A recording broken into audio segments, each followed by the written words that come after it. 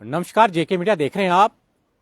कुछ समय से जो आरबीआई के अंदर फाल करते हैं तो बच्चे अपनी आवाज़ जो पहुंचाने का प्रयास कर रहे हैं, लेकिन सरकार के ऊपर जो कितना इसका असर है, क्योंकि 20% पहले जो कैटेगरी जो आरबीआई को दी गई थी, लेकिन बाद में इसको कम किया गया। हाँ, इसके अलावा और कैटेगरियों को जो बढ़ाया गया, यानी पहाड़ी उसमें जो शामिल किया गया, और भी बहुत सारी कैटेगरी उसमें शामिल की गई, लेकिन आरबीआई के साथ कहीं ना कहीं काफ़ी जो भेदभाव किया जा रहा है। इस वक्त मेरे साथ बात करने के लिए एडवोकेट अनिल कोतवाल जी हैं, इन्हीं से बात करेंगे कि कई बार बच्चों ने इसके बारे में आवाज भी उठाई है कि भाई आरबीआई के अंदर जो लोग फाल करते हैं उनको आरबीआई मिलना चाहिए। लेकिन आज के टाइम में एक और चेंजिंग इसमें की गई है, यानी जो बच्चे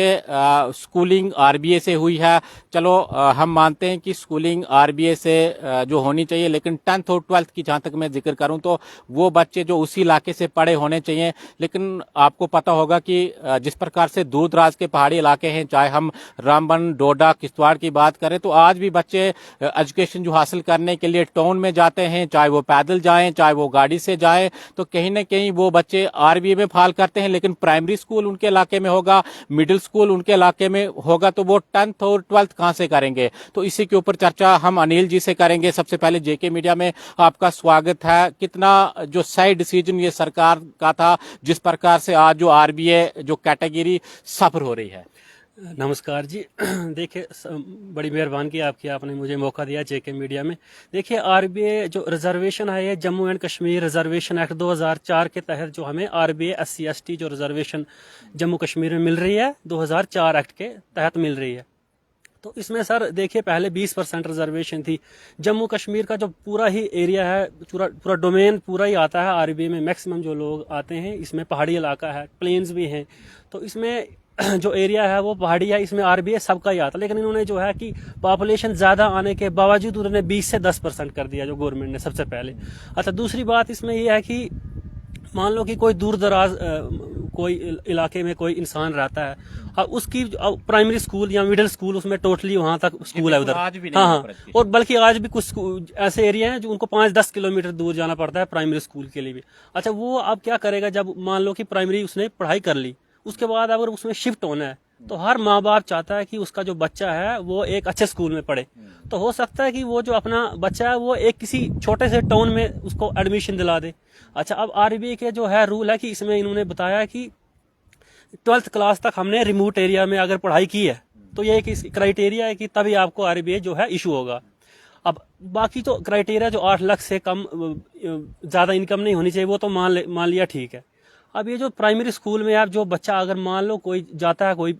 इसमें टाउन में या शहर में पढ़ाने जाता है जहाँ पर रिमोट एरिया में स्कूल ही नहीं है, वो तो बाहर हो गया पहले ही, उसको आरबीआई तो मिलेगा ही नहीं। अच्छा, ईडब्ल्यूएस के लिए भी इसी प्रकार का जो क्राइटेरिया रखा गया है कि भाई 8 लाख के नीचे जो इनकम होनी चाहिए, लेकिन आज भी भेदभाव कहीं ना कहीं किए जा रहा है। खासकर मैं अपने तहसील चिराला की बात करूं तो यहाँ की एडमिनिस्ट्रेशन को इसके बारे में कोई नॉलेज ही नहीं है। अगर किसी का कच्चा मकान है, काफी पुराने जो मकान लोगों के रहते हैं, और घर में जो 2 बूढ़े वहां पर होंगे, एक बच्चा उनका होगा जो मजदूरी कर रहा है, यानी टोटल मिलाकर उनकी 5,000 भी महीने की जो इनकम बनती नहीं है, तो किस तरह से ये एडमिनिस्ट्रेशन जो इन लोगों के साथ जो ज्यादती कर रही है, ईडब्ल्यूएस को लेकर भी कहीं ना कहीं इसके ऊपर जो सवाल उठ रहे हैं कि भाई आप उनका जो डाटा चेक कीजिएगा, क्या किस तरह से वो लोग रहते हैं, कहां से उनकी जो इनकम आ रही है, ना आरबीआई का जो लाभ मिल पा रहा है, ना ईडब्ल्यूएस का।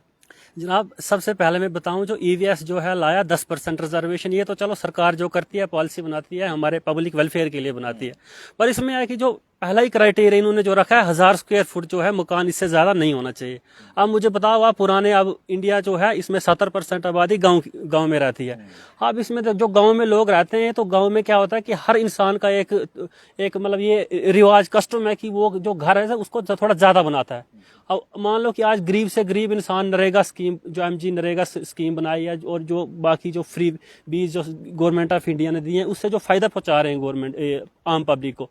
उससे क्या है कि जो वो 2 छत तो घर बना सकता है, या एक छत बड़ा है 1000 स्क्वायर फुट से, तो उससे भी वो बाहर कर दिया आपने। तो वो क्राइटेरिया भी एक जो है ईडब्ल्यूएस का गलत रखा है। तो मैं एक रिक्वेस्ट करता हूँ कि 1000 स्क्वायर फुट से 1500 या 2000 स्क्वायर फुट तक मकान होना चाहिए, क्योंकि गांव में जो बड़े बड़े घर मकान की चलो बात, मकान तो उतना ही वो रखें, 1000 स्क्वायर फीट ही रखें, लेकिन उसकी इनकम चेक की जाए और उसका जो बैकग्राउंड चेक किया जाए, क्या वो बंदा करता है, कितनी उसकी जो इनकम आती है, क्या उसके घर में कितने कमाने वाले हैं, तो उस हिसाब से कहीं ना कहीं जो रिजर्वेशन दी जानी चाहिए। जनाब इसमें देखो ईडब्ल्यूएस मैंने जितना भी इस बारे में देखा तो जो भी ईडब्ल्यूएस में जो फॉल कर रहा है, जिसका भी मान लो कि जैसे मैंने 1000 स्क्वायर फुट की बात की, तो उससे उसके अकाउंट में देखिए आप, उसमें 10,000 भी नहीं होगा बैंक बैलेंस, मतलब बैलेंस कुछ नहीं है उसके पास। तो एक क्राइटेरिया से आप बाहर कर रहे हो। मैं इतना ही बस मेरा निवेदन ये है कि आप थोड़ा इसको रिव्यू करिए, इसको जो बनाई है आपने इम्प्लीमेंट जो करना किया, इसको रिव्यू करिए ताकि जो है आम पब्लिक को फायदा हो। क्योंकि मेन जो मकसद है, चाहे ईडब्ल्यूएस हो, रिजर्वेशन हो, आरबीए हो, कोई भी है, इसका फायदा होना चाहिए कि जो जिसके लिए बनाई गई है ये स्कीम, उसको जो है बिल्कुल ग्राउंड तक उसको फायदा मिलना चाहिए इसका। एक बात और भी है, जिस प्रकार से हम आज के दौर में जिक्र कर रहे हैं, जिन बच्चों को जो बाहर पढ़ा है, मैंने पहले भी इसके बारे में जो जिक्र किया था आपके साथ कि आरबीए में बच्चा फाल करता है, काफी दूर ऊंची पहाड़ी पर वो रह रहा है, हालांकि उसको गाड़ी भी उस इलाके के अंदर नहीं है, रोड नहीं है और जो बेसिक फैसिलिटीज वहां पर उस इलाके के अंदर नहीं है, लेकिन बच्चा कहीं ना कहीं वहां से जो बाहर चला गया है, बाहर वो पढ़ाई कर रहा है, अपनी एजुकेशन कर रहा है, लेकिन उसको जो इसमें नहीं रखा जा रहा है, यानी कहीं ना कहीं पढ़ने के बाद अपने घर ही वो आ रहा है। 10th की बात करूं या 12th की बात करूं तो कितनी जो डिस्क्रिमिनेशन इस वक्त उन बच्चों के साथ है जो घर से अपनी पढ़ाई करने के लिए टाउन में जाते हैं, वहां से पैदल जो पढ़ाई कर कर घर आते हैं, लेकिन बाद में उसको कहीं ना कहीं जो नजरअंदाज किया जाता है कि भाई तेरी तो कैटेगरी है ही नहीं, तूने बाजार में पढ़ा है। जी वही मैं बोल रहा हूँ कि देखिए आप रिजर्वेशन तो बना दिया आपने, लेकिन इंफ्रास्ट्रक्चर है ही नहीं आपके पास, स्कूल है ही नहीं, तो वो तो बेचारा टाउन शहर में पढ़ने जाएगा ही। अब कॉलेज यूनिवर्सिटी अगर आपके पास इंफ्रास्ट्रक्चर नहीं है, पुअर रोड्स हैं, कनेक्टिविटी नहीं है, कम्युनिकेशन नहीं है, ट्रांसपोर्ट नहीं है, एजुकेशन सिस्टम सही नहीं है आपका, तो आप बोल रहे हो कि इसको जो रिजर्वेशन इसको हम फायदा पहुंचा रहे हैं, जबकि जो हकीकत जो बात है उसको फायदा मिल नहीं रहा है। और कुछ जो है अप्रोच लगा के, जो कुछ वीआईपी लोग हैं जिनकी जो हाई अप्रोच है, वो सर्टिफिकेट बना लेते हैं, फेक सर्टिफिकेट बना लेते हैं, लेकिन जिसके लिए आम पब्लिक के लिए हिंदुस्तान को आगे जो हमने तरक्की करानी है, जीडीपी में चाहे बाकी इकोनॉमिक सोशल हर चीज में उसको ग्रोथ कराना है, उसमें हो नहीं रही है वो। तो इंफ्रास्ट्रक्चर पर तो ध्यान दीजिए, आप अपना काम तो करिए पहले। बिल्कुल, बहुत बहुत शुक्रिया। तो ये आरबीए के ऊपर हम जो डिस्कस कर रहे थे, एडवोकेट जो अनिल कोतवाल मेरे साथ इस वक्त जो बात करने के लिए मौजूद हैं, और कहीं ना कहीं आरबीए के साथ एक बड़े लेवल का जो भेदभाव इस समय किया जा रहा है कि जो बच्चे आरबीए से जो फाल करते हैं तो 10th और 12th उनकी इसी इलाके से होनी चाहिए, हालांकि बच्चे काफ़ी दूर दूर जो पैदल चलकर जाते हैं वहाँ पर अपनी जो एजुकेशन हासिल करते हैं, उसके अलावा किस प्रकार का भेदभाव किया जाता है। और ईडब्ल्यूएस की जहाँ तक मैं बात करूँ तो एडमिनिस्ट्रेशन को इसके बारे में कोई नॉलेज ही नहीं है, ना जो लोग फाल करते हैं, जो लोग गरीब हैं, जिनका जो दिहाड़ीदार जो मजदूर हैं, उनको भी कहीं ना कहीं एडमिनिस्ट्रेशन जो ईडब्ल्यूएस देने में नाकामयाब है, और सरकार को कहीं ना कहीं इसके ऊपर जो चर्चा करने की जरूरत है, और जो भी एडमिनिस्ट्रेशन के लोग इस प्रकार का कर रहे हैं उनके ऊपर जो कड़ी से कड़ी कार्रवाई की जाए। आप देखते रहिए जेके मीडिया, हमें दीजिए इजाजत, धन्यवाद।